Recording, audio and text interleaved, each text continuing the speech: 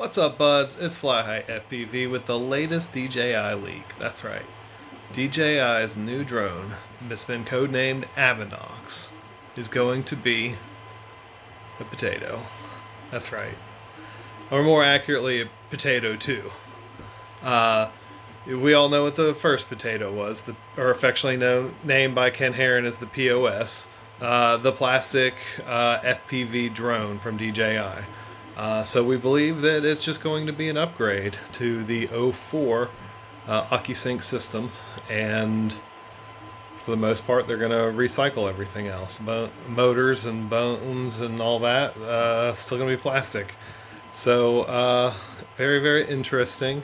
We're also supposed to be getting a new set of goggles. The new goggles are in the same series as the Goggles 2 and the Integra goggles.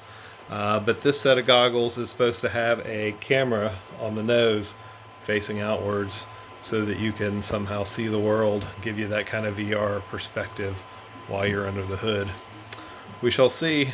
04 air units, no rumors about them yet, but they usually come along with the drone. So we shall see something soon. Sound like January, February, and I'm interested in seeing it. Fly high.